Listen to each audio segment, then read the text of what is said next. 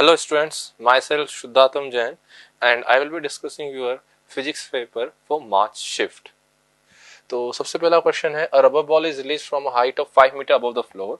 It bounces back and repeatedly always rising to 81/100 of the height through which it falls. मतलब वो हर बार जो h height से fall करके 81/100 h height तक जा रही है.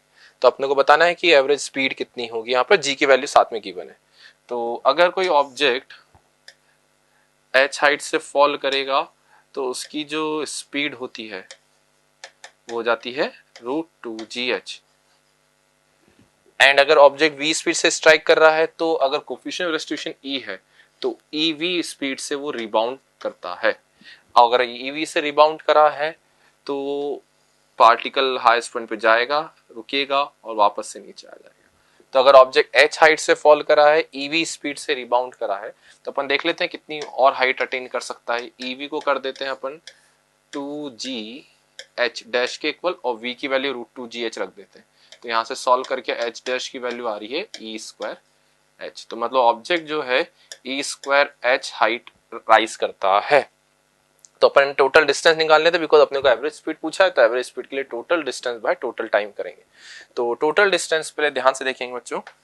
ये हो जाएगा, पहले तो ऑब्जेक्ट h हाइट फॉल करा, फिर उसके बाद e²h फॉल करा. पहले तो e²h फॉल करा, e²h राइज करा, वापस से e²h फॉल करा. तो मैं डबल करता हूं बिकॉज डिस्टेंस पूछा है, नॉट डिस्प्लेसमेंट. अब नेक्स्ट टाइम सीरीज दिख गई अपने को h e²h, next is e की पावर 4h. तो ये हो जाएगा twice of e to the power 4h. इस तरह से अपनी सीरीज बनेगी, ये इनफाइनाइट तक चलेगी. तब यहां से डिस्टेंस निकालते हैं, इनफाइनाइट जीपी का सम. h को सेपरेट आउट रखते हैं. यहां से फर्स्ट टर्म हो गई 2e²h 1 माइनस e². एलसीएम लेते हैं तो यहां से अपना आता है 1 plus e² upon 1 minus e² into h ऊपर आ जाएगा यहां से अपना. तो ये हो गया अपना टोटल डिस्टेंस का. अब अपने को फाइंड करना है, टोटल डिस्टेंस आ गया, एवरेज स्पीड के लिए टोटल टाइम भी चाहिएगा अपने को. तो टोटल टाइम के लिए अपन देखते हैं, अगर ऑब्जेक्ट h हाइट से फॉल करता है तो उसको टाइम लगेगा √2h/g. अब ऑब्जेक्ट जो है h हाइट से फॉल करा और यहां से वापस ऊपर गया और नीचे आया, तो ऑब्जेक्ट जो है e²h हाइट गया था ऊपर, तो उसका जो टाइम हो जाएगा वो कितना हो जाएगा. देखिए e²h से नीचे आने में जो टाइम लगता है वो हो जाएगा 2 हाइट बाय g. और ऊपर नीचे आने में जितना टाइम उतना ही सेम उसको ऊपर आने तो डबल कर दिया मैंने. सेम नेक्स्ट स्टेप हो जाएगा 2e की पावर 4h का नेक्स्ट टाइम e की पावर 4h ऊपर जाके सेम उतना ही नीचे आना है. तो ये हो गया अपना टोटल टाइम की जो इनफाइनाइट जीपी अपनी फॉर्म हो गई यहाँ पर. तो इसमें भी अपन फर्स्ट टर्म को सेपरेट रखेंगे बिकॉज वो सिर्फ डाउन द फॉल है, अब जाने का उसका कोई प्रॉब्लम ही नहीं है. तो 2h/g प्लस फर्स्ट टर्म हो गया यहाँ से 2√2e²h/g upon 1 minus common term यहाँ से हो गया e के इक्वल. एलसीएम लेते हैं यहाँ पर, तो ये आ रहा है 1 plus e upon 1 minus e into √2h/g. ये आ गया अपने पास टोटल टाइम. अब अपने को जो एवरेज टोटल डिस्टेंस निकाल चुके हैं अपन, टोटल टाइम आ चुका है, तो एवरेज स्पीड का जो फॉर्मूला हो जाएगा वो होता है total distance by total time which is 1 plus e² upon 1 minus e² into h. This is your total distance divide by total time which is 1 plus e upon 1 minus e into √2h/g. यहाँ पे अपने को h given है. अब अपना target है e को find करना. अब e कैसे फाइंड करेंगे, देखिए उसमें क्या गिवन है कि जो भी ऑब्जेक्ट है h हाइट से फॉल करता है तो वो 81/100 टाइम ऊपर जाता है. मतलब कि जो h है वो आपको गिवन है h इंटू 81/100 टाइम जाता है इनिशियल हाइट का. तो ये हो जाएगा e²h, h से h कैंसिल आउट, तो e की वैल्यू यहां से आ जाती है 0.9. e की वैल्यू हो गई 0.9, h की वैल्यू गिवन है 5 मीटर जो हाइट से फॉल कर रहा है. e पता है, h पता है, जब वैल्यू सब्स्टिट्यूट कर देंगे तो बच्चों यहां से आंसर आ जाता है 2.5 मीटर पर सेकेंड तो यहाँ से देख सकते हैं जो अपना ऑप्शन है, ऑप्शन नंबर 4 सही हो जाता है। तो ये हुआ अपना बच्चों क्वेश्चन नंबर 1। अब चलते हैं अपन क्वेश्चन नंबर 2 पे। इसमें गिवन है if 1 mole of the polyatomic gas is having 2 vibrational modes, importantly 2 vibrational modes given है, and beta is the ratio of molar specific heat for polyatomic, मतलब बीटा इनडायरेक्टली क्या given है, वो gamma जो अपन जिनको जानते हैं, then the value of beta यानी गामा पूछना चाह रहा है वो कितना, गामा होता है अपना Cp by Cv, उसको इसने बस कुछ नहीं अलग नाम टर्म बोल दिया, कोई बहुत बड़ी चीज नहीं है। अपने को पता है Cp by Cv का रेशियो डिग्री ऑफ फ्रीडम के फॉर्म में होता है F+2/F। मेन चीज अगर डिग्री ऑफ फ्रीडम मिल गया तो ये क्वेश्चन बहुत इजीली हो जाएगा। तब देखिए डिग्री ऑफ फ्रीडम कैसे निकालेंगे, पॉलीएटॉमिक गैस है, 2 वाइब्रेशनल मोड गिवन है, तो डिग्री ऑफ फ्रीडम के लिए देखते हैं क्या हो करेंगे। देखिए अपने को पता है कि डिग्री ऑफ फ्रीडम कैसे निकालेंगे, देखिए 3 ट्रांसलेशनल काइनेटिक एनर्जी मोड होंगे, कहीं पॉलीएटॉमिक है तो ट्रांसलेशनल तीनों डायरेक्शन में होंगे, पॉलीएटॉमिक 3 रोटेशनल हो जाएंगे, प्लस इसमें गिवन है 2 वाइब्रेशनल मोड्स है, एक वाइब्रेशनल मोड की करस्पॉन्डिंग डिग्री ऑफ फ्रीडम होता है 2, तो 2 के करस्पॉन्डिंग हो जाएगा 4, तो ये हो जाएगा आपका डिग्री ऑफ फ्रीडम 10। तो यहाँ से गामा यानी कि Cp by Cv जो इसको बीटा बोल रहा है ये हो जाएगा 10 + 2/10 यानी कि 12/10 विच इज 1.2। तो यहाँ से अपना आंसर आ जाता है ऑप्शन नंबर 2 विच इज 1.2। ठीक है, नेक्स्ट चलते हैं। A block of mass 1 kg attached to the spring is made to oscillate with initial amplitude 12 cm. After 2 minutes the amplitude decreases to 6. अगर amplitude decrease हो रहा है मतलब कि ये damping वाला क्वेश्चन है, damped oscillation. Then find the value of damping constant जो पूछा जा रहा है। अगेन ये क्वेश्चन बहुत बार रिपीट हो चुका है, तो देखते हैं इसमें क्या करना है। अपने को एम्पलीट्यूड का फॉर्मूला पता है, A is equals to A naught e की power minus BT by 2m के इक्वल होता है। अगेन ये पूरा रेडियो एक्टिव जो डीके होता है सेम फॉर्मूला दिखता है इसका। तो एम्पलीट्यूड उसने बोला है इनिशियल 12 था और फाइनली वो 6 हो गया है आफ्टर 2 मिनट्स, मतलब 120 सेकेंड्स। तो सब्स्टिट्यूट कर देते हैं, final amplitude is 6, initial was 12, time बी पूछा है उसने डैम्पिंग कांस्टेंट, टाइम लगा है 2 मिनट्स मतलब 120 सेकेंड्स, और मास की वैल्यू है 1 kg। तो 6/12 यानी 1/2 ln लेते हैं दोनों तरफ, और माइनस इधर आएगा तो मैं इंटरचेंज कर दिया बेस ऊपर नीचे से, ये आ गया b × 60। तो b की वैल्यू यहाँ आ रही है ln2/60।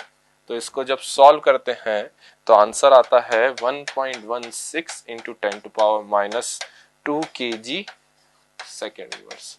तो ये अपना आंसर आता है 1.16 × 10⁻⁻2।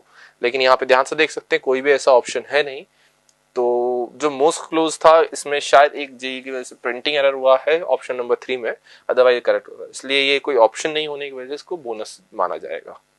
ठीक है, नेक्स्ट इज बच्चों question number 4, which of the following will be the output of the given circuit. तो ये अपने यहाँ एक लॉजिक गेट है जो कि बहुत कॉमन क्वेश्चन है, तो इसका आउटपुट पूछा है। एक तरीका है इसका ट्रूथ टेबल ड्रॉ करना। ट्रूथ टेबल में क्या बच्चों बहुत ज्यादा टाइम लगेगा, बिकॉज यहाँ पे आपको 4 बार इनपुट देने पड़ेंगे, फिर बहुत सारे गेट्स के आउटपुट निकालना पड़ेगा। तो सबसे इजी तरीका होगा इसका बुलियन अलजेब्रा के फॉर्म में करना। तो बुलियन अलजेब्रा कैसे करेंगे, देखिए ये आपका हो गया एंड और एंड नॉट गेट, और इन सबका जो आउटपुट है वापस से एंड गेट में अपन सप्लाई कर रहे हैं। तो अपन देखते हैं यहाँ से इनपुट गया ए, यहाँ से गया बी। ठीक है, अब ध्यान से देखिएगा यहाँ पे क्या करना है अपने को, यहाँ से ए और देख सकते हैं यहाँ से बी वापस से इसमें जा रहा है और ए यहाँ से, यानी कि इनडायरेक्टली इसका इनपुट ए बी है, इसका भी ए बी के इक्वल है। तो ये अपना हो गया एंड गेट। तो एंड गेट का जो आउटपुट होता है जो नॉट गेट में जा रहा है वो क्या हो जाएगा, ए बी। ये तो हो गया एंड गेट का आउटपुट। अब ये गया नॉट गेट में, तो इसको बना दिया आउटपुट फॉर्म में, और y के इक्वल आना चाहिए फाइनल आंसर। अब देखिए यहां से जा रहा है और गेट का आउटपुट क्या होता है अपना a + b, और ये दोनों मिलके जा रहे हैं एंड गेट में, तो यहाँ पे एक मिनट लगा दिया इस तरह से। ठीक है, तो ये हो गया a.b, तो ये इसको लिख सकते हैं अपन a + b। मैं डायरेक्ट बुलियन अलजेब्रा के फॉर्मूलेज लगा रहा हूं यहाँ पर, इसको ओपन कर देते हैं हम। तो ये हो जाएगा a bar a not b + b not a + b। तो इसको जब फाइनली आप सिंप्लीफाई करेंगे तो देख सकते हैं इसका फाइनल फॉर्मुलेशन आ रहा है अपने पास a b प्लस बी ए। तो ये जो बच्चों अपना आउटपुट है ये y आया, और ये आउटपुट डायरेक्टली देख के आप जज कर सकते हैं जो है ये एक्सोर गेट का आउटपुट है अपना। तो ये अगेन बहुत रैंडम जो हर साल क्वेश्चन आते हैं उसी टाइप का क्वेश्चन हो या रिपीटेटिव हो रहा है। Next, an object is located 2 kilometre beneath the surface of the water. कोई वाटर की सरफेस है, वाटर है, उससे 2 किलोमीटर नीचे अपना कोई ऑब्जेक्ट गिवन है। इफ फ्रैक्शनल कंप्रेशन जो है डेल्टा वी बाई वी 1.36 है, तो ratio of hydraulic stress to corresponding hydraulic strain पूछा है, मतलब इनडायरेक्टली स्ट्रेस बाय स्ट्रेन का रेशियो पूछा है उसने। अब देखिए स्ट्रेस बाय स्ट्रेन के लिए पहले तो यहाँ पे स्ट्रेस निकलने का मतलब क्या होता है, कितना एक्स्ट्रा प्रेशर जनरेट हुआ। अब देखिए हाइड्रोलिक स्ट्रेस वैसे हाइड्रोलिक स्ट्रेन, आपको पता है हाइड्रोलिक स्ट्रेस वैसे स्ट्रेन मतलब इनडायरेक्टली बल्क मॉडुलस पूछ रहा है आपसे। तो ऊपर बल्क मॉडुलस में होता है एक्सेस प्रेशर। तो मुझे ये भी पता है कि अगर मैं एच डेप्थ नीचे जाता हूं तो प्रेशर में जो इंक्रीमेंट होता है वो होता है रो जी एच, जो कि अपना हो गया यहाँ पर हाइड्रोलिक स्ट्रेस। अब उसने पूछा हाइड्रोलिक स्ट्रेन, तो खुद ने डेल्टा वी बाई वी दे दिया है, तो यहां से अपने पास जो रेशियो पूछा है उसने उसकी वैल्यू हो जाएगी, स्ट्रेस हो जाएगा rho g h which is excess pressure upon delta V by V which is 1.36 into 10 to power -2। Rho कितना हो जाएगा, यहां से डेंसिटी ऑफ वाटर 1000 गिवन है, जी की वैल्यू है 9.8 एंड हाइट गिवन है यहाँ पर 2 किलोमीटर को कन्वर्ट करना नहीं बोले 2000 divide by 1.36 into 10 to power -2। तो जब आप इसको सॉल्व करेंगे तो रेशियो यहाँ से जो है आता है 1.44 into 10 to power 9 newton per metre square which is option number 4। ठीक बच्चों, नेक्स्ट है क्वेश्चन नंबर 6। इसमें गिवन है geostationary satellite is orbiting about an arbitrary planet P at a height 11 r from surface of P। मतलब ये height 11 r given है, तो अपने को सेंटर से जो डिस्टेंस है वो कितना हो जाएगा 12 r। ये पहली इंफॉर्मेशन है। r being the radius of P, the time period of another satellite in hours at height 2r from the surface। तो अगर सरफेस से 2r है तो सेंटर से उसका डिस्टेंस 3r के इक्वल हो जाएगा। तो उसने पूछा है P has a time period of 24 hours, तो अपने से पूछा गया है जो time period of another satellite in hours at height 2r from the surface of P is. तो जो अपनी सैटेलाइट 3r पे 3r डिस्टेंस उसका टाइम पीरियड, तो अपने को पता है t square is proportional to r cube होता है, where r is the distance from centre of the planet. तो P का टाइम पीरियड आपको 24 आवर्स गिवन है, दूसरी सैटेलाइट का टाइम पीरियड मुझे फाइंड करना है जो 24 आवर्स, मतलब P जो है P की जो हाइट अपने को सेंटर से गिवन है वो है 12 r, और जो दूसरी सैटेलाइट है उसका डिस्टेंस 3 r है। यहाँ पे 24 square by t1 square is equals to, ये हो गया 4 और ये हो गया अपना 4 क्यूब। तो यहाँ से t1 की वैल्यू जो आ रही है वो आ रही है 24 डिवाइड बाय 4 की पावर 3 बाय 2, मतलब कि 4 की पावर 3 बाय 2 हो जाएगा 2 की पावर 3 विच इज 8, तो 24 बाय 8 विच इज 3 आवर्स। तो यहाँ से अपना ऑप्शन हो जाएगा 3 hours which is option number 3। तो ये डायरेक्टली बच्चों ग्रेविटेशन का बहुत सिंपल सा क्वेश्चन था। नेक्स्ट है अपने पास क्वेश्चन में, a sound wave of frequency 245 hertz travels with a speed 300 metre per second along a positive X axis. ठीक है, each point of the wave moves to and fro through a total distance of 6 centimeter. What will be the mathematical expression for this traveling wave? अब देखिए बच्चों यहाँ पे given है to and fro जो है वो 6 सेंटीमीटर मूव कर रहा है, मतलब पार्टिकल अगर इक्विलिब्रियम पोजीशन ये है तो यहाँ से टू एंड फ्रो वो 6 सेंटीमीटर मूव कर रहा है, तो ये टोटल डिस्टेंस 6 है। तो यहाँ से इक्विलिब्रियम से राइट में जो डिस्टेंस है वो टोटल हो जाएगा 6/2 विच इज 3 सेंटीमीटर, जो कि एम्पलीट्यूड के इक्वल हो गया अपना। तो एम्पलीट्यूड यहाँ से डायरेक्टली 3 सेंटीमीटर आता है। अब उसने फ्रीक्वेंसी गिवन है, तो फ्रीक्वेंसी से अपन ओमेगा फाइंड कर सकते हैं। फ्रीक्वेंसी यहाँ पे गिवन है 245, तो ओमेगा हो जाएगा 2 पाई f। ठीक है, ओमेगा डायरेक्टली आ गया, देखिए ऑप्शन में देख सकते हो ओमेगा इस टर्म का आ रहा है अपने को। ऑप्शन में एम्पलीट्यूड 0 3, तो दो ऑप्शन अपने डायरेक्टली एलिमिनेट होते हैं विच इज 2 and 3, बचा 1 and 4। अब मुझे ओमेगा डायरेक्टली मिल रहा है, देखिए कितना आ रहा है यहाँ से 2 into 3.14 इंटू फ्रीक्वेंसी इज 245। ठीक है, यहाँ से ओमेगा आ गया। अपने को चाहिए के की वैल्यू कितनी हो जाती है, यहाँ से वेलोसिटी ऑफ वेव अपने को गिवन है लैम्डा बाय टी या फिर ओमेगा बाय के। तो के की वैल्यू यहाँ से आ रही है omega by V which is 2 pi F by V. यहाँ पे अपने को स्पीड ऑफ वेव पता है, फ्रीक्वेंसी पता है, तो डायरेक्टली अपन के की वैल्यू जब सॉल्व करेंगे यहाँ पे सब्स्टिट्यूट करके तो ये आती है 5.1। तो इक्वेशन ऑफ वेव अपनी फाइनली कितनी हो जाएगी बच्चों, देखिए y equals to A, amplitude यहाँ पे अपने को 0.03 मीटर में रखेंगे, साइन के x minus omega T. Omega की वैल्यू यहाँ से आती है 1.5 इंटू 10⁻³ टी। और बीच में अपन ने माइनस क्यों लगाया है, बिकॉज उसने क्या बोला है, वेव जो है पॉजिटिव एक्स एक्सिस में जा रही है तो बीच में एक माइनस साइन आता है। तो ये अपना बहुत एक सिंपल जो वेव से रिलेटेड, साउंड वेव से रिलेटेड क्वेश्चन था। नेक्स्ट चलते हैं बच्चों। नेक्स्ट में which of the following is the correct option for the two different thermodynamics process. अपने को चेक करना है ABCD ऑप्शन में से कौन कौन से ऑप्शन करेक्ट है। इंपॉर्टेंटली करेक्ट पूछा उसने। पहला ऑप्शन देखते हैं इसमें बच्चों। इसमें देखिए आप PV कर्व है और ये जो वर्टिकल लाइन है इसको इसने बोला है एडियाबैटिक प्रोसेस। एडियाबैटिक प्रोसेस की इक्वेशन क्या होती है, PV की power gamma is equals to constant. तो इसका जो PV कर्व है वो बनता है अपना कुछ इस तरह का। एडियाबैटिक प्रोसेस का PV कर्व ऐसा बनता है और इसने वर्टिकल बनाया, मतलब ये डायरेक्टली, ये तो ऑप्शन इनकरेक्ट हो जाता है। नेक्स्ट चलते हैं बी ऑप्शन पे। इसने इस हॉरिजॉन्टल प्रोसेस को बोला है आइसोथर्मल। आइसोथर्मल होता है जिसमें टेम्परेचर इज कांस्टेंट। अब इस ग्राफ में देख सकते हैं टेम्परेचर कंटिन्यूअसली इंक्रीज हो रहा है, तो ये भी ऑटोमेटिकली फॉल्स हो जाएगा अपना। नेक्स्ट है सी ऑप्शन। अब सी ऑप्शन में देखेंगे तो क्या हो रहा है, वर्टिकल प्रोसेस को आइसोथर्मल है और टेम्परेचर एक्सिस ये है, मतलब टेम्परेचर कांस्टेंट है तो आइसोथर्मल बिल्कुल सही है ये चीज। तो एडियाबैटिक कर्व अपन ने बनाया था VT कर्व, लेकिन वो PV नहीं, तो VT भी एक बार चेक कर लेते हैं। PV की पावर गामा कांस्टेंट है तो ये हो जाता है P की जगह अपन PV equals to nRT use करेंगे तो ये आता है TV की power gamma -1 equals to constant, जो कि इसका ग्राफ भी लगभग ऐसा ही दिख रहा है। तो मतलब कि एडियाबैटिक ये भी बोलना सही है, तो ये ऑप्शन अपना सही हो जाता है डायरेक्ट। ये भी हाइपरबोला ग्राफ बन रहा है। अब यहाँ पे देखते हैं बच्चों, ये अपने को गिवन है PT कर्व, तो इसमें PT को ये एडियाबैटिक बोल रहा है और ये आइसोथर्मल। तो आइसोथर्मल तो सही है बिकॉज टेम्परेचर कांस्टेंट है। अब देखते हैं ये एडियाबैटिक के हिसाब से कैसा रहेगा। अब देखिए PT कर्व है नॉट PV, तो एलिमिनेट करना पड़ेगा यहाँ से अपने को। तो PV की power gamma equals to constant होता है।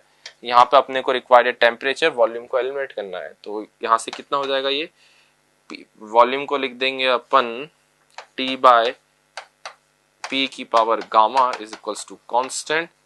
तो यहाँ से जो अपने को आंसर दिख रहा है ये हो जाएगा P की power gamma -1 is proportional to T की पावर गामा। मतलब ये जो ग्राफ है रफली ऐसा आना भी चाहिए था, जो आ भी रहा है, मतलब कि कोई पावर्ड ग्राफ आ रहा है जिसमें दोनों प्रोपोर्शनल भी हैं। तो यहाँ से अपने को समझ आया कि C और D सही है, मतलब कि ऑप्शन में C और D मतलब 2 विच इज आंसर इज 2। ठीक है बच्चों, नेक्स्ट क्वेश्चन पे चलते हैं हम। नेक्स्ट क्वेश्चन क्या है, the velocity of the particle is v equals to v0 plus gt plus ft square. Position given है जब x 0 था, टाइम 0 पे। तो पूछा उसने कि इसकी डिस्प्लेसमेंट आफ्टर 1 सेकेंड कितना होगा। तो वेलोसिटी दे दी गई है, डिस्प्लेसमेंट पूछा गया है, तो कंपेरेटिव बहुत इजी क्वेश्चन हो जाएगा बिकॉज इसको अपने को इंटीग्रेट करना है सिर्फ। तो dx बाय dt लिखेंगे वेलोसिटी को, ये हो जाएगा v0 plus gt plus ft square. dt को क्रॉस मल्टीप्लाई कर देते हैं, v0 dt plus gt into dt plus ft square dt। Integration करेंगे। अब देखिए उसने लिमिट्स के लिए बोला है जब टाइम 0 था, पोजीशन भी 0 थी, उसने डिस्प्लेसमेंट पूछा है जब टाइम 1 सेकेंड हो गया है। इंटीग्रेट करते हैं इसको, ये हो जाएगा v0, लिमिट्स भी लगा दी साथ में अपन ने, ये हो जाएगा t का t स्क्वायर बाय 2 मतलब g by 2 plus t square का हो जाएगा t cube by 3 which is f by 3। तो यहां से आंसर आता है v0 plus g by 2 plus f by 3 which is option number 2 which is the correct option. A carrier signal CT is amplitude modulated by message mt is equals to this and transmitted through an antenna, what will be the bandwidth of the modulated signal? तो ये भी अपना जो principle of communication है उसका बहुत standard question है। देखिए आपको कैरियर वेव है, कैरियर वेव क्या होती है, जिसमें अपने को सिग्नल जो है मॉड्यूलेटेड वेव के साथ सिग्नल को मिक्स करके इसमें भेजा जाता है। अब इसने डायरेक्टली उसने पूछा है बैंडविड्थ, तो बैंडविड्थ का जो फॉर्मूला होता है वो होता है twice of frequency of modulated wave, जो मॉड्यूलेटेड वेव की उसकी फ्रीक्वेंसी का डबल। तो इसको लिख देंगे, फ्रीक्वेंसी यहाँ पे अपने को ओमेगा ऑफ मॉड्यूलेटेड वेव पता है, तो ओमेगा ऑफ मॉड्यूलेटेड वेव हो गया 1.57 इंटू 10⁸, और ओमेगा को लिख सकते हैं हम 2 पाई FM।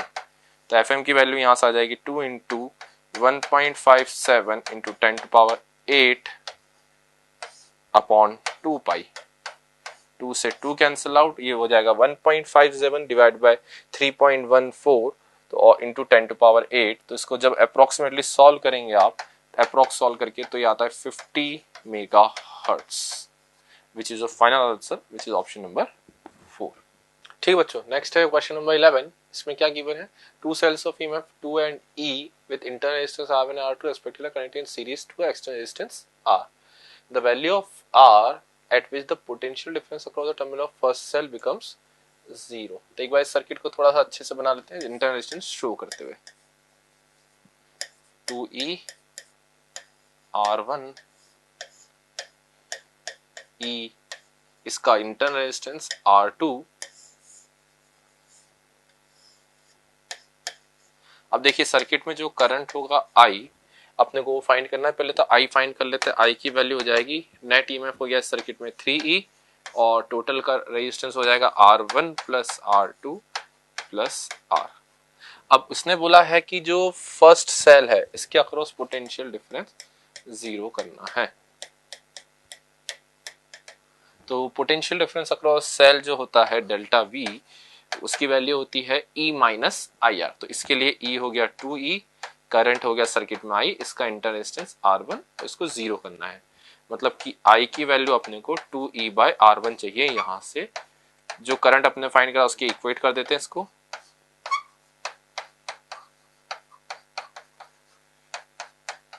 देखते हैं यहाँ से क्या वैल्यूज आ रही हैं। 2R1 plus 2R2 plus 2R, यहाँ से आ रहा है 3R1 के इक्वल। तो उसने पूछा है the value of capital R, तो यहाँ से कैपिटल R की वैल्यू जो आ रही है, 2R1 को इधर भेजते हैं, R1 माइनस 2R2 बाय 2, मतलब R1 by 2 minus R2, R1 by 2 minus R2, which is option number 2। Next है बच्चों अपना मैग्नेटिक फील्ड फाइंड करने वाला question. The hairpin like shape is shown in the figure is made by bending a long current carrying wire. What is the magnet of magnetic field at point P which is lie on the centre of semicircle. यहाँ पे अपने को field बतानी है। अब देखिए ये दो जो है ये सेमी इनफाइनाइट वायर्स हुए, तो दो सेमी इनफाइनाइट, पहले इनको सेपरेट आउट कर लेते हैं। पहले ये एक सेमी इनफाइनाइट वायर है, इसकी वजह से यहाँ पे फील्ड लिखते हैं एट पॉइंट P। अब देख सकते हैं बच्चों ये रेडियस R है, तो ये डिस्टेंस भी अपना R के इक्वल हो जाएगा, स्मॉल r। अब इस वायर की वजह से फील्ड की डायरेक्शन एक बार चेक करते हैं। तो फील्ड की डायरेक्शन यहाँ आ रही है इनसाइड द बोर्ड, तो फील्ड यहाँ पे मैं लिखूंगा B नेट, लिखना चाहता हूँ वेक्टर फॉर्म में, तो ये हो जाएगा mu naught I upon 4 pi R, और इनसाइड जा रहा है मतलब माइनस K क्या। अब जो नीचे वाला सेमी इनफाइनाइट वायर है इसको देखते हैं एक बार। अब देखिए सेमी इनफाइनाइट वायर की वजह से फील्ड कैसी हो जाएगी, देखिए करंट की डायरेक्शन में थंब को प्लेस करा, फील्ड अगेन इनसाइड आ रही है, तो मैं डायरेक्टली इसकी फील्ड को डबल कर लेता हूँ। अब उसने क्या बोला है, यहाँ पे एक सेमी सर्कल अपन ने फॉर्म करा है, तो यहाँ से अपना एक सेमी सर्कल फॉर्म हो रहा है कुछ इस तरह से। तो सेमी सर्कल की वजह से फील्ड देखते हैं। सेमी सर्कल की वजह से अपन ने फील्ड देखी, अगेन वो भी इनसाइड आ रही है, लेकिन सेमी सर्कल की वजह से फील्ड हो जाएगी mu naught I upon 2R theta by 2 pi. Theta हो जाएगा इसके लिए बच्चों, ये पाई एंगल सबटेंड कर रहा है यहाँ, तो पाई अपॉन 2 पाई माइनस में K क्या। तो डायरेक्शन उसने पूछी नहीं है, सिर्फ मैग्नीट्यूड पूछा है, तो मैग्नीट्यूड निकाल लेते हैं अपन डायरेक्टली। तो ये आ गया mu naught I upon 2 pi R plus mu not I upon 4r। तो यहाँ से mu not I upon 2r common आ जाएगा, mu not I upon 2 pi r common निकालेंगे तो ये आ जाएगा 1 2 प्लस पाई, यानी कि mu not I upon 4 pi r। यहाँ से तो अपन ने एक एक्स्ट्रा 2 बाहर निकाला है तो यहाँ 2 मल्टीप्लाई करेंगे, यहाँ से एक पाई एक्स्ट्रा निकाला है तो 2 प्लस पाई। तो आपका आंसर आ जाएगा mu not I upon 4 pi r 2 plus pi, which is option number 2। Next, यहाँ पे गिवन है बच्चों 4 arms of a Wheatstone which have resistance as shown in the figure. The emitter of 15 ohm resistance is connected across BD. BD जहाँ पे गैल्वेमीटर connected है। Calculate the current of गैल्वेमीटर when a potential difference of 10 volt is maintained across A point और C point का आपने 10 volt maintain करा, ताकि नहीं थोड़ा सा कैलकुलेटिव क्वेश्चन बोल सकते हैं इसमें। तो यहाँ का अपन पोटेंशियल 0 वोल्ट मान लेते हैं, तो यहाँ का हो जाएगा 10, ऑटोमेटिकली A पॉइंट का वोल्टेज भी आपका 10 वोल्ट हो जाएगा और C पॉइंट का 0। थोड़ा सा इस सर्किट को और थोड़ा एनलार्ज कर लेते हैं अपन।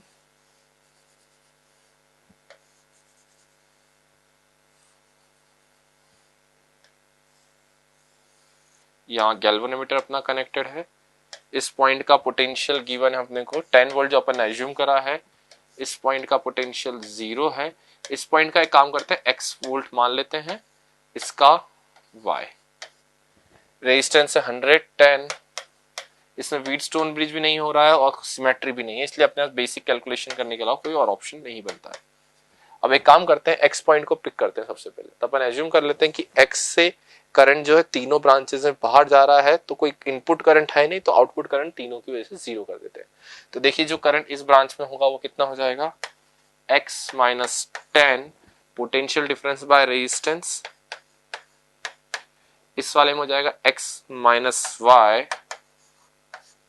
और गैल्वेनोमीटर का रेजिस्टेंस अपने को गिवन है 15 ओम, प्लस इस वाली ब्रांच में हो जाएगा x माइनस 0 बाय 10, इसके इक्वल 0 कर देंगे बिकॉज इनपुट करंट 0 तो आउटपुट करंट भी 0। This is the first equation. दूसरी इक्वेशन बनाएंगे अपन y पॉइंट से, तो y से अपन एज्यूम करेंगे सारा करंट जो बाहर जा रहा है उसका समेशन 0 करते हैं, का इनपुट 0 है, तो ये हो जाएगा y माइनस 10 बाय 60, ऊपर वाली ब्रांच में हो जाएगा y माइनस x बाय 15, और इसमें हो जाएगा y माइनस 0 बाय 5। अपने x एंड y में दो इक्वेशन है, दोनों को अपन सॉल्व कर सकते हैं। तो सॉल्व करने पे x की वैल्यू आती है 0.86 वोल्ट और y की वैल्यू आती है 0.79 वोल्ट। अब उसने पूछा है मेंटेन अक्रॉस AC, तो अपने को calculate the current through galvanometer बताना है। तो गैल्वेनोमीटर अक्रॉस पोटेंशियल डिफरेंस अपने को पता है x माइनस y है, तो करंट हो जाएगा 0.86 माइनस 0.79 डिवाइड बाय रेजिस्टेंस 15, तो ये आ गया 0.07 बाय 15 एम्पियर। तो इसको जब कैलकुलेट करेंगे तो ये रफली 4.8 अराउंड आएगा, which is 4.87 milliampere, which is the final answer for this question. ये करंट इलेक्ट्रिसिटी का थोड़ा सा कैलकुलेटिव क्वेश्चन बोल सकते हैं।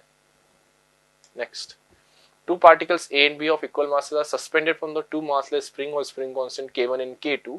If the maximum velocity during oscillations are equal, ratio of amplitude A and B is, देखिए maximum velocity का formula होता है omega A, this is a formula for maximum velocity, और दोनों की maximum velocity इक्वल है, spring constants K1 and K2 है, masses equal है, तो रेशियो ऑफ एम्पलीट्यूड पूछा गया है। तो वेलोसिटी अपने को गिवन है ओमेगा बाय ए, तो ओमेगा को लिख सकते हैं अपन k by m into amplitude a। तो अब दोनों की वेलोसिटी इक्वल करा देते हैं, तो ये हो जाएगा, इक्वल कराने पे पहले के लिए k k1 है, मासेस सेम है, amplitude a1 is equals to amplitude second वाले के लिए अपने को a2 मान लेते हैं, इसका स्प्रिंग कांस्टेंट k2 है, मास सेम है, एम्पलीट्यूड a2। तो अपने को a1 बाय a2 का रेशियो पूछा जा रहा है, तो मास तो कैंसिल आउट हो जाएगा यहाँ से, और स्क्वायर नहीं करना पड़ेगा बिकॉज एम्पलीट्यूड डायरेक्ट आ रहा है अपने पास यहाँ से। ये आ गया बच्चों k2 by k1 which is the ratio of amplitude, जो कि ऑप्शन नंबर 4 आ रहा है यहाँ से। ये भी अगेन बहुत बेसिक क्वेश्चन था बच्चों, SHM रिलेटेड। नेक्स्ट थोड़ा सा लेंथी क्वेश्चन है, ध्यान से देखते हैं क्या है। अपने को मैच करना है फर्स्ट और सेकंड लिस्ट में मैचिंग। तो पहला है phase difference between current and voltage in a purely resistive circuit. तो phase difference between current and voltage in purely resistive circuit. अब प्योरली जो रेजिस्टिव सर्किट होता है उसमें voltage across resistance and current across resistance same phase में होते हैं। Same phase का मतलब दोनों फेज डिफरेंस जीरो हो जाएगा, मतलब ए से अपने को जीरो फेज डिफरेंस मैच करना है। बी वाले पे चलते हैं। Phase difference between current and voltage in purely inductive circuit, मतलब प्योरली जिसमें इंडक्टर कनेक्टेड उसके अक्रॉस पूछा। तो प्योरली इंडक्टिव सर्किट में जो करंट होता है सर्किट में ये इस तरह से होता है आरएमएस, वोल्टेज अक्रॉस इंडक्टर इस तरह से होता है। मतलब वोल्टेज जो है करंट से पाई बाय 2 फेज लीड करता है, मतलब कि पाई बाय 2, एंड पोटेंशियल जो है लीड करता है, करंट लैग करता है। करंट लीड्स, करंट लैग्स, तो इसका 3 हो जाएगा बी का। नेक्स्ट है C, phase difference between current and voltage in a purely capacitive circuit. Purely capacitive circuit है तो कैपेसिटिव सर्किट में करंट आरएमएस होता है इस तरफ, वोल्टेज अक्रॉस कैपेसिटर जो है 90 डिग्री लैग करता है। 90 डिग्री लैग, तो करंट जो है यहाँ पे लीड करता है, वोल्टेज लैग, यानी कि current leads by voltage bye 90 degree phase. तो इसका ऑप्शन 1 हो जाएगा match. Phase difference between current and voltage in LCR series circuit. अब एलसीआर सीरीज सर्किट जो होता है उसमें डायरेक्टली अपन इंपीडेंस ट्रायंगल बनाए अगर, तो ये हो गया फाई, ये हो गया एक्सी माइनस एक्सएल, ये हो गया आर। तो यहां से जो फेज डिफरेंस tan फाई आ रहा है वो XC minus XL by R आ रहा है, which is this, which is fourth option. तो आंसर हो जाएगा अपना 2314, 2314, which is option number 4, which is the final answer. ठीक बच्चों, नेक्स्ट है question number 16। Two identical blocks A and B of each of mass m resting on a smooth horizontal floor connected by lead spring or spring constant K. A third block C of mass m is moving with a speed V along the line joining A and B. The maximum compression the spring. अब सबसे important चीज उन्होंने type of collision नहीं given है, तो पहला assumption तो यहाँ करेंगे अपन की इलास्टिक कोलिजन है। तो सेम मास इलास्टिक कोलिजन तो वेलोसिटीज इंटरचेंज आएंगी, तो जस्ट आफ्टर कोलिजन जो m मास का C ब्लॉक है वो रेस्ट पे आ जाएगा, और जो m मास का A ब्लॉक है वो v स्पीड से चलना स्टार्ट कर देगा।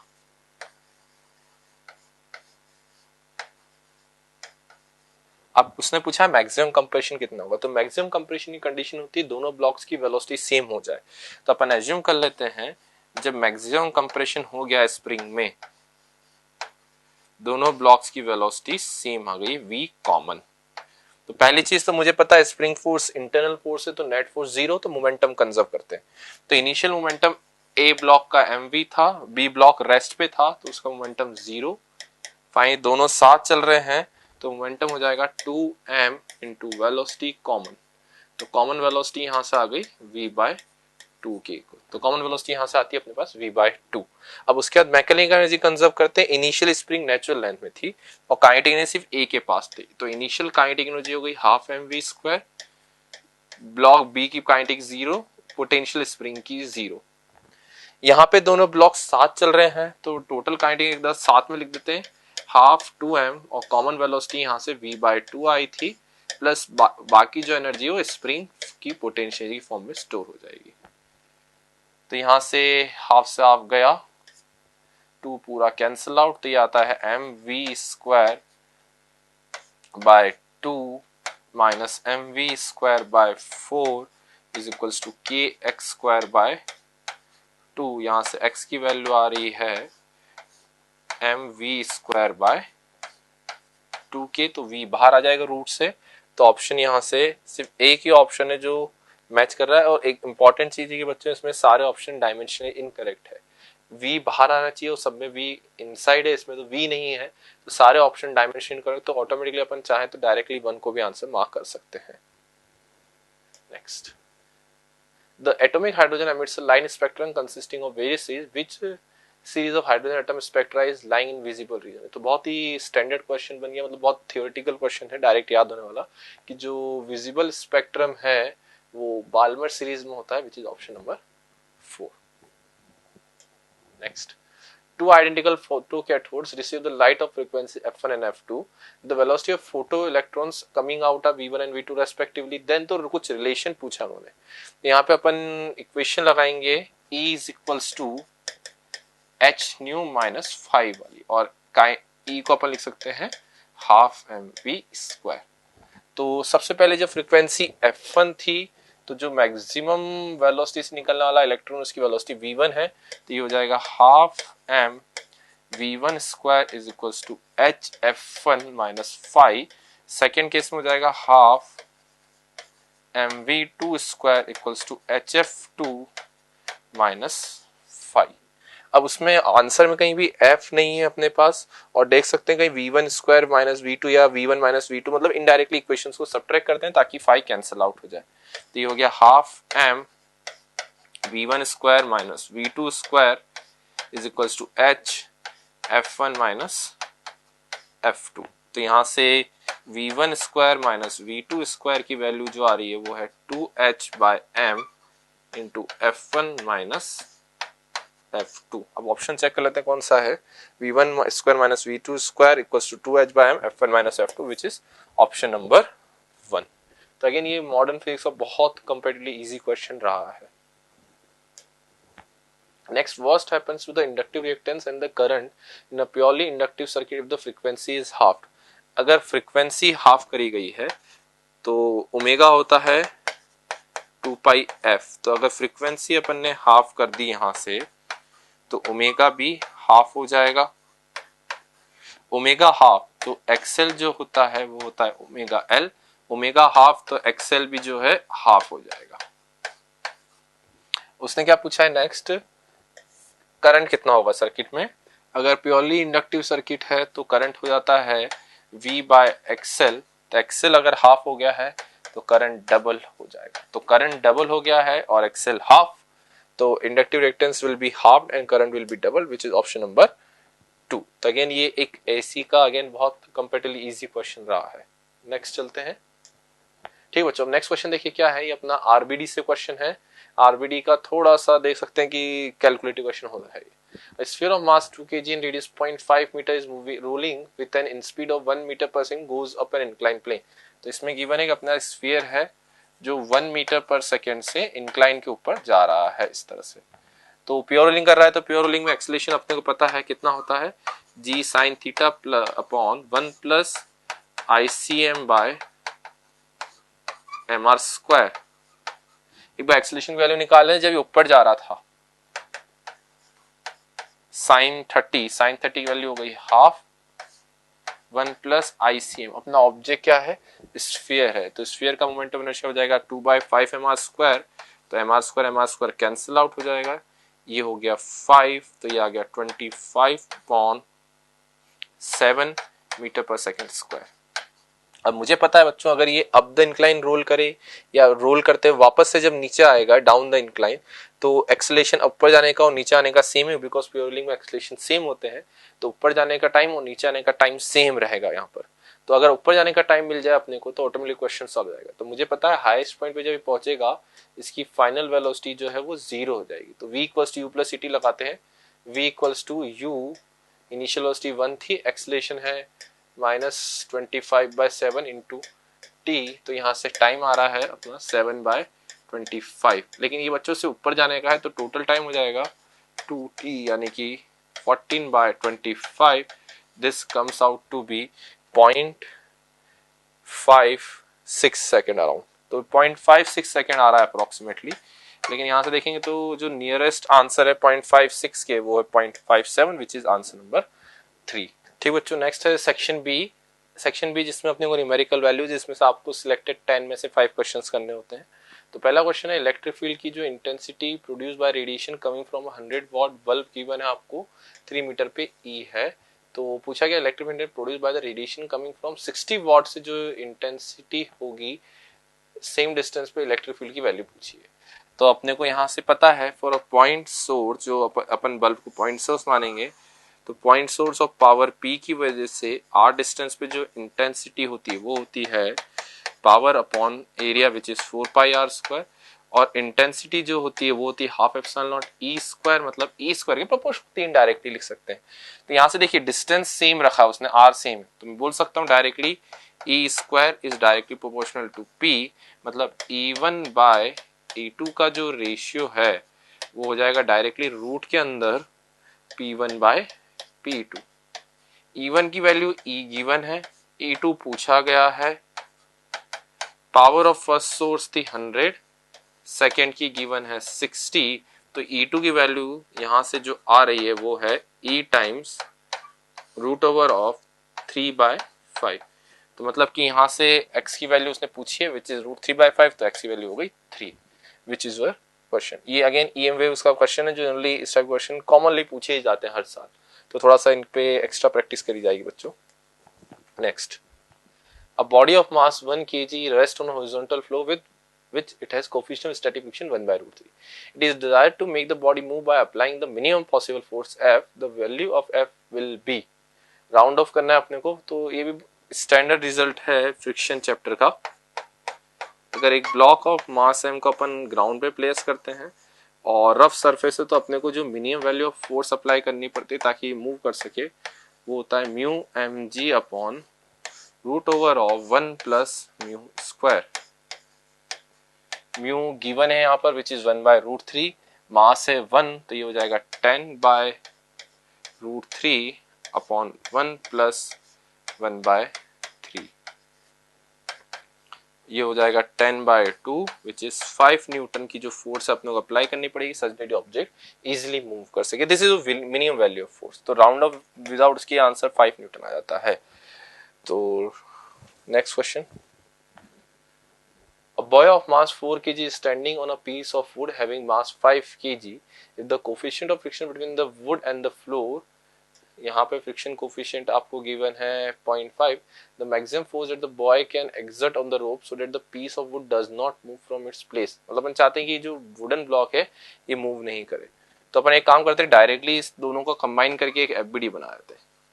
देखिए एक तो ग्राउंड से नॉर्मल लगेगा N, एक टेंशन T इस तरफ सिस्टम पे, और मास है बॉय का 4 और वुडन ब्लॉक का है 5, तो टोटल हो गया 9g नीचे। अब देखिए और एक बॉय ने रोप होल्ड कर रखी, तो बॉय की वजह से जो टेंशन है T ऊपर आएगा और इसको रोकने के लिए ब्लॉक को पीछे की तरफ जाने से यानी कि आगे जाने से रोकने के लिए फ्रिक्शन आएगा पीछे विच is mu and this is friction. अब सिस्टम अपन चाहते हैं मूव ही नहीं करे तो उसके लिए इक्विलिब्रियम कर देते हैं सारी फोर्सेस का, तो यहां से n प्लस टी की वैल्यू आ जाती है 90 और t की वैल्यू जो है फ्रिक्शन को बैलेंस करेगी which is mu n। Mu आपको गिवन है 0.5 इंटू नॉर्मल, तो नॉर्मल की वैल्यू यहां सब्स्टिट्यूट कर देते हैं अपन, t is equals to 0.5 into 90 minus T, तो 1.5 t is equals to 0.5 into 90, तो यहाँ से t की वैल्यू जो आ रही है वो आ रही है 30 न्यूटन। तो अगर टेंशन मैक्सिमम 30 न्यूटन लगाएगा तो ब्लॉक्स वुडन ब्लॉक मूव नहीं करता है, तो आंसर यहाँ से हो जाएगा आपका 30। Next question, suppose I have taken a dilute solution of oleic acid in such a way that its concentration becomes 0.1 centimeter cube of oleic acid per centimeter cube of the solution। तो ये अपने को concentration है जो अपन ने fix करके रखी है सॉल्यूशन की। Then you make a thin film of this solution, molecular thickness की बनाई अपन ने of area 4 centimeter square by considering 100 spherical drops of radius this, then the thickness of the oleic acid layer will be। Again ये question बच्चों जो NCERT उसकी unit dimension के part से ही जहां पे इसमें थोड़ी थोड़ी वैल्यूज चेंज करी डायरेक्ट जेई ने दिया है। तो मान लेते हैं यहाँ पर जो लेयर अपन ने बनाई है इस तरह से अपन ने कुछ लेयर बनाई है और इसकी थिकनेस मान लेते हैं d, ये थिकनेस अपने को फाइंड करनी है। अब देखिए इसकी हाइट d है और एरिया गिवन है यहाँ पर 4 सेंटीमीटर स्क्वायर के इक्वल, तो जो इसका वॉल्यूम हो जाएगा वो हो जाएगा 4d। अब ये जो वॉल्यूम है, वॉल्यूम की कंसंट्रेशन इनडायरेक्टली अपन फाइंड करें तो वो हर जगह सेम होनी चाहिए। तो देखिए यहाँ पे अपने पास जो ओरिजिनल कंसंट्रेशन है वो 0.01 है और एक जो ड्रॉप या जो ओलिक एसिड का मॉलिक्यूल उसका वॉल्यूम हो जाएगा 4/3 पाई आर क्यूब। तो इसको अपन कर देते हैं 0.01 into 4/3 pi R cube. Radius इसका गिवन है अपने को 3/40, इसको मैं डायरेक्टली क्यूब कर रहा हूँ, 3/40 बाय पाई, तो 1/3 हट जाएगा और 10⁻³ का हो जाएगा 10⁻⁹। तो यहाँ से अगर सॉल्व करते हैं तो सारी वैल्यूज पता ही है डायरेक्टली, 25 इंटू 10⁻⁻14 मीटर आता है अपना आंसर। तो डी की वैल्यू चेक कर लेते हैं, क्या उसने बोला x इंटू 10⁻⁻14, यानी कि x की वैल्यू हो जाएगी 25, which is your final answer. Again ये एनसीईआरटी से डायरेक्ट पिक करा गया क्वेश्चन है। नेक्स्ट बच्चों, a particle of mass moves in a circular orbit in a central potential field which is u naught r to the power 4. If Bohr's quantitation condition apply, radius of possible orbitals rn vary with this. मतलब alpha बताना है आपको यहाँ पे कितना होगा n की power, n जो है ऑर्बिटल नंबर है अपना। तो ये अगेन कोई नया सा फंक्शन बना दिया इन्होंने, तो थियोरेटिकल यानी कि ये कोई भी हाइपोथेटिकल कंडीशंस दी बने। तो पोटेंशियल एनर्जी से डायरेक्टली अपन पहले फोर्स फाइंड करते हैं, फोर्स का मैग्नीट्यूड चाहिए अपने को, डिफरेंशिएट करके निकालते हैं du/dr से, ये आ जाएगा अपने पास 4u0 r क्यूब, और इसको अपन जो सेंट्रीपिटल फोर्स होती है विच इज mv²/r के इक्वल कर देते हैं। तो यहाँ से देखिए वेलोसिटी की जो वैल्यू है वो आ रही है 4u0/m का रूट और r² बाहर आ जाएगा। ठीक है, अब बोर्स क्वांटाइजेशन उसने बोला कंडीशन आर अप्लाइड, मतलब कि बोर्स क्वांटाइजेशन प्रिंसिपल मतलब mvr जो है वो किसके इक्वल होता है, nh/2π। वेलोसिटी पता है, उसने रेडियस पूछा है तो वेलोसिटी की वैल्यू वहां पे रख देते हैं, m 4u0/m r² nh/2π, और ये r क्यूब 2+1 बिकॉज एक r एक्स्ट्रा लिखा हुआ है। तो यहाँ से अगर डायरेक्ट प्रोपोर्शनली चेक करूं मैं तो r जो है प्रोपोर्शनल टू n की पावर 1/3 आ रहा है, तो मतलब कि यहाँ पे अल्फा की वैल्यू जो है वो 3 के इक्वल हो जाएगी, विच इज 3। ठीक बच्चों, नेक्स्ट क्वेश्चन नंबर 6, इसमें आपको गिवन है electric field in a region is given by this. तो आपको बताना है flux through rectangular surface area of 0.4 metre square parallel to YZ plane. तो आपका जो सरफेस है वो वाईजेड प्लेन के पैरेलल है।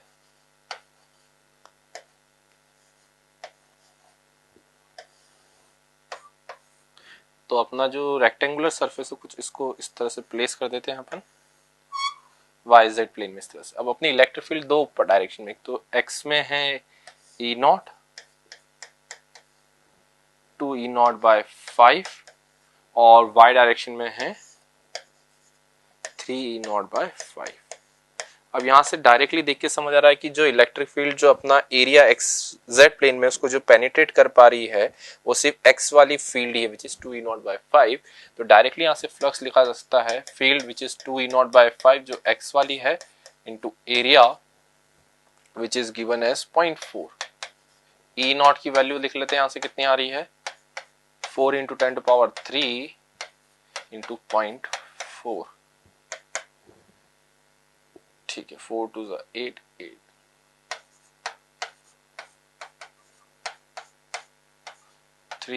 इसको जब सॉल्व करेंगे तो ये हो जाएगा 1000/5 which is 200 into 32 which is 640 अपना फ्लक्स आता है, again newton metre square coulomb inverse. तो फाइनल आंसर हो जाएगा आपका 640 which is the final answer. A disk of mass m with uniform surface mass density sigma is shown in the figure. The center of mass of the quarter disk, the shaded area is at position this xa/3π, xa/3π where x is। तो उसने पूछा है कि जो disc है quarter disc का centre mass कहाँ होगा, तो अगेन इसका डायरेक्ट रिजल्ट होता है 4r/3π, 4r/3π। r जो है यहाँ रेडियस होता है लेकिन अपना यहाँ पे रेडियस a के इक्वल है, तो x की वैल्यू यहाँ से हो जाएगी 4। This is your 4 answer. Again ये बहुत डायरेक्ट क्वेश्चन आया जिसमें डायरेक्ट वैल्यू याद है तो डायरेक्ट ले आता है। Next, the image of an object placed in air form by convex reflecting surface is a distance 10 metre behind the surface. तो जो ऑब्जेक्ट है अपना कॉन्वेक्स रिफ्लेक्टिंग सरफेस है, तो जो इमेज फॉर्म हुई है वो distance 10 metre behind the surface और ऑब्जेक्ट एयर में प्लेस्ड है, यानी इधर का लेका जो रिफ्रैक्टिव इंडेक्स है वो 1 हो जाएगा और इमेज जो बनी है वो 10 मीटर डिस्टेंस से बनी है, और इस मीडियम का रिफ्रैक्टिव इंडेक्स म्यू नॉट मान लेते हैं। The image is real and is at 2/3 of the distance of object. तो अगर ये 30 है तो ऑब्जेक्ट जो इसका जो इमेज बनी वो 2/3 डिस्टेंस ऑफ ऑब्जेक्ट पे, मतलब डिस्टेंस ऑफ इमेज हो जाएगा आपका डायरेक्टली 3/2 मतलब कि 15 सेंटीमीटर। 15 सेंटीमीटर का अगर आप 2/3 करेंगे तो डायरेक्टली 10 मीटर आता है। यहाँ पे मीटर होगा अपना, कहीं के लिए ये मीटर में था तो अपना ऑब्जेक्ट डिस्टेंस भी मीटर में आएगा। अब उसने क्या बोला है next, the wavelength of the light inside the surface is 2/3 times the wavelength in air. तो अगर वेवलेंथ 2/3 टाइम्स है तो डायरेक्टली रिफ्रैक्टिव इंडेक्स अपन लिख सकते हैं यहाँ पर 3/2, बिकॉज जो वेवलेंथ है वो इनवर्सली प्रोपोर्शनल यानी inversely proportional to refractive index होती है फॉर एनी मीडियम। तो अपने पूछा था radius of curve surface is x/13, तो ये जो कर्व सरफेस की अपने को रेडियस, डायरेक्टली अपन कर्व सरफेस ऑफ रिफ्लेक्शन का फॉर्मूला लगा देते हैं, तो ये हो जाएगा 3/2 बाय इमेज 10 पे बनी है।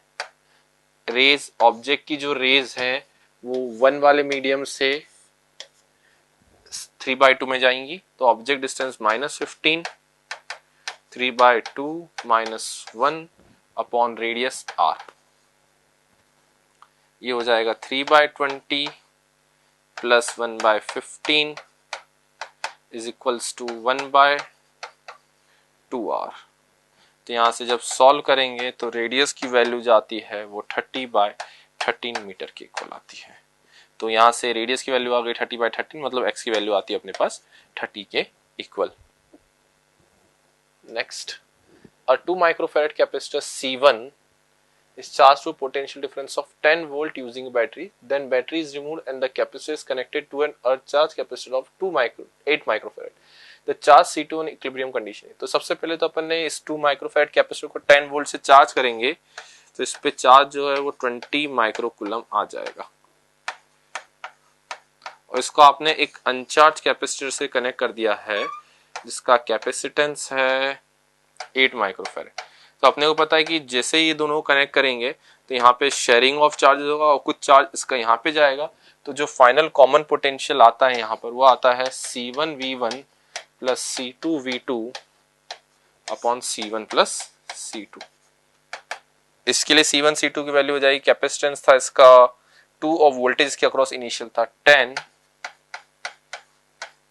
इसके अक्रॉस तो इनिशियल वोल्टेज 0 था बिकॉज अनचार्ज है। C1 प्लस C2 वैल्यू जाएगी 2 प्लस 8 विच इज 10, तो फाइनल कॉमन पोटेंशियल आता है 2 वोल्ट। तो अगर दोनों के अक्रॉस फाइनल कॉमन पोटेंशियल 2 है तो उसने पूछा चार्ज ऑन C2, तो इस पे चार्ज हो जाएगा CV which is 8 into 2 16 microcoulomb. तो आंसर हो जाएगा बच्चा आपका 16।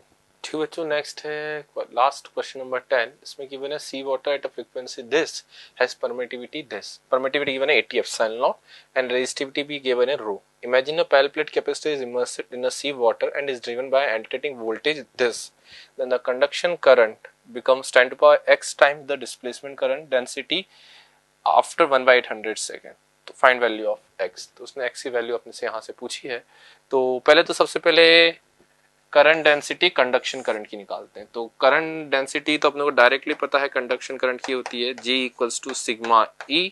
सिग्मा को लिख सकते हैं 1/रो, रो बिकॉज यहाँ पे अपने को रेजिस्टिविटी गिवन है। E की वैल्यू होती है वोल्टेज बाय डिस्टेंस कैपेसिटर के लिए, कहेंगे डायरेक्टली इलेक्ट्रिक फील्ड कांस्टेंट होती है कैपेसिटर अंदर, तो अपन V/D लिख सकते हैं इसको। तो एक करंट डेंसिटी ऑफ कंडक्शन अपने पास करंट आ गया। उसने बोला ये डिस्प्लेसमेंट करंट की जो डेंसिटी उसकी 10 टू पावर x टाइम्स है। तो अपन डिस्प्लेसमेंट करंट की वैल्यू जानते हैं, डिस्प्लेसमेंट करंट की वैल्यू होती है epsilon times change in electric flux by dt। अब करंट डेंसिटी क्या हो जाएगी इसकी, current upon area which is epsilon by a D phi E by D T. तो फ्लक्स इलेक्ट्रिक होता है E इंटू ए, तो एरिया बाहर आ जाएगा और ये हो जाएगा D E by D T. A से A cancel out, D by D T electric field को वापस से अपन लिख देते हैं V बाई डी, तो यहां से D बाहर आ जाएगा और ये हो जाएगा D V by D T. ठीक है, यहां से अपने दोनों की करंट डेंसिटी आ गई। उसने बोला कि कंडक्शन करंट की डेंसिटी है 10 टू पावर x टाइम्स, यानी कि JC is 10 to power x time J D. JC की वैल्यू जो अपन ने फाइंड करी डायरेक्टली लिख लेता है यहां से v by rho D. v की वैल्यू है v naught sine 2 pi f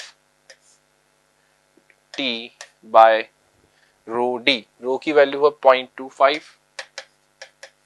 into distance जो है d के इक्वल है जो गिवन नहीं है, और इसको बोला है 10 to power x times JD. JD की वैल्यू अपन ने निकाली just epsilon by D. Epsilon की वैल्यू गिवन है 80 एप्सिलॉन नॉट अपॉन डी, तो डी में अच्छी चीज है यहाँ से कैंसिल आउट हो जाएगा ऑटोमेटिकली, और डीवी बाय डी टी मतलब जो वोल्टेज अप्लाई करा उसका डिफरेंशिएशन करते हैं यहाँ पर, तो ये हो जाएगा आपका वी नॉट साइन का कॉस और 2 पाई एफ बाहर आएगा यहाँ से, cos 2 pi F into T. 2 pi F okay 2 pi F यहाँ पे पूरा भी कैंसिल आउट नहीं होगा बिकॉज वो ये हो जाएगा आपका v into 2 pi F into cos. d से d cancel out, v not से v नॉट कैंसिल आउट। यहाँ पे t की वैल्यू अपने को गिवन है 1/800 सेकेंड, तो 1/800 सेकेंड रख देते हैं यहाँ पर। Sine 2 pi F by 800 by 0.25 is equals to 10 to power x into 80 epsilon not into 2 pi F into cos 2 pi F by 800। Time की वैल्यू रखी है अपन ने सिर्फ यहाँ पर। अब आपको यहाँ पे फ्रीक्वेंसी गिवन है 9 इंटू 10 टू पावर 2 रेजिस्टेड, अपन ने सब्स्टिट्यूट कर दिए। वो अच्छी चीज है एप्सिलॉन नॉट की वैल्यू आपको पाई के टर्म में गिवन है। जब सारी वैल्यू सब्स्टिट्यूट करेंगे तो यहाँ से x की वैल्यू जो है वो आपकी आती है 6 के इक्वल, तो फाइनल आंसर विल बी 6।